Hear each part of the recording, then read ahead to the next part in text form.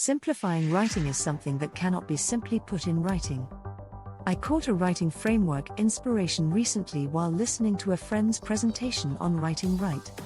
The talk highlights the best practices in writing and covers some frameworks, such as DAY, discussion, analysis and evaluation, and IMRD, introduction, method, result and discussion. Traditionally, I use the DAY framework to write, but I found another new framework very efficient and worth adding to my repository. Interesting, it is the picture of a Roman soldier dressed in complete armor. I found this illustration in the Book of Ephesians 6:14-18 in the Bible. A soldier was described as one, having your loins girt about with truth, and having on the breastplate of righteousness, and with feet shod with the preparation of the gospel of peace, taking the shield of faith to quench all the fiery darts of the wicked. A soldier is further described as one that, take the helmet of salvation, and the sword of the Spirit, which is the word of God, praying always with all prayer and supplication in the Spirit, and watching thereunto with all perseverance and supplication for all saints. From the above text, there's 7 components that could make up a good writing. 1. Truth. Truth are universal statements or discoveries in your area of interest. To be a good writer, you must know these truths.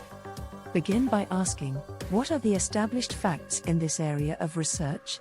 Back up your answers with data and evidence.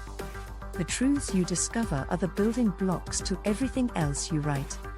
2. Breastplate of righteousness. This serves 2 purposes: to protect your writing integrity and serves as a signpost for your readers. To demonstrate your writing integrity, it is a good practice to include references in your writing when it is not your idea. Including references will also signpost your readers to external and internal sections referenced in your work. 3. Gospel. Write like someone bringing or delivering good news, something new, novel, interesting findings, different perspective, clarifications, to your field, and be ready to defend the position you have taken. 4. Shield of faith. Your shield is the respected and widely accepted positions, statements, authorities established in your area. When your position, judgment or opinion are not respected or criticized, your shield becomes what has been established. Subscribe to higher authority and make sure those claims reflect in your work. 5. Helmet of salvation. This shows the justification for all data, method and assumptions made in your work. It is the sum of your thought process in writing that piece. The helmet protects the head shields the brain, and the brain control the mind, which reflect in your thought process. Always justify points, processes, and principles you apply. Guide your reader in the path of righteousness. 6.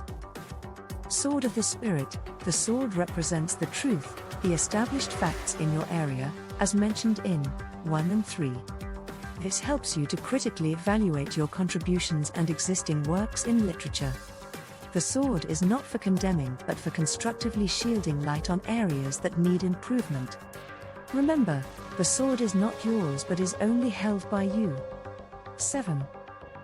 Praying and watching. Prayer is an expressed expectation or desire. When you write, give an outlook of things to come in that area. To be watching means to consider how the current and future trends will influence the nature of the research in the future. In closing, everything comes down to the truth in your area. Know this truth, validate this truth, defend this truth and present this truth to your readers. A soldier fights not only for what is ahead of him but also for the things behind. C.H. Spurgeon.